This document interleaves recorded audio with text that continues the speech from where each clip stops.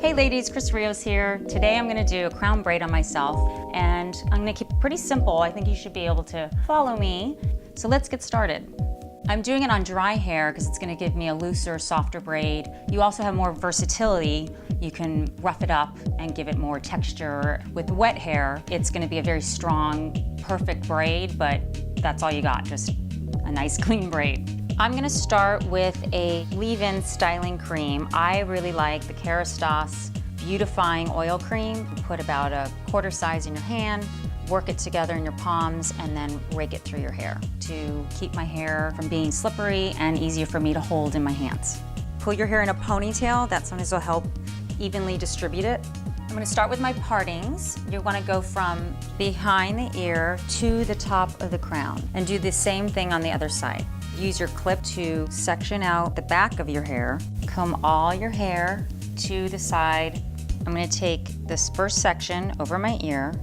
Now you can determine how thin, how tight you want your braid, or how fat and loose you want your braid. I'm going into 3 little sections, and you're gonna be braiding away from your ear, following the line of your head. So I'm putting in my first braid. You wanna keep 3 sections at all time, and you're adding hair. Essentially, it's a French braid the whole time. It's a little tricky because you have to decide where you want your front pieces to be pulled back from your face. You notice I'm taking my hand and smoothing out my sections so I can feel it and it's easier to control. And I'm just following my head shape. I'm getting close to my other ear, so you want to continue angling, following my head shape. At this point, I'm going to let down my back section. So you take from underneath to the center, and then from the top into the center. You have to feel around and just trust your judgment with your sectioning. You need another mirror, sometimes a hand mirror, just to see where your work is. You just might have to change your hand position every once in a while, whatever's going to be comfortable for you. This is some advanced stuff, ladies. These clear elastic, they're by Blacks or Goody. They're great because they can go on any color hair. They stretch out really well.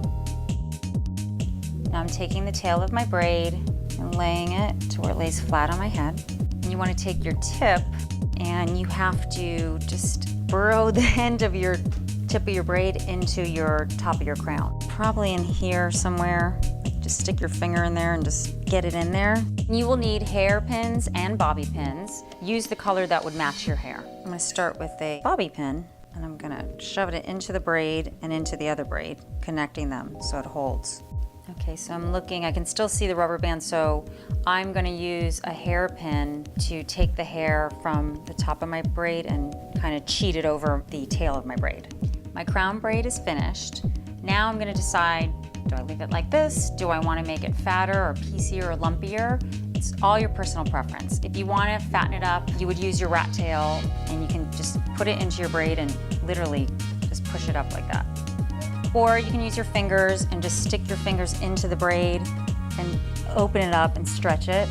Where your braid continues around your head, you want to secure it so that it's not this loose. Whatever is easier for you, either in the front or the back. So now I'm going to use my hairspray and just mist the whole thing. This is Schumacher Sheer Lacquer, really great hairspray. This is a great style for any time of day. You can do it going to the beach or going to a cocktail party in the evening. It's really pretty, it's romantic. Practice makes perfect, even for myself. So try it at home. Thanks for watching Chris Rios Beauty. See you next Friday.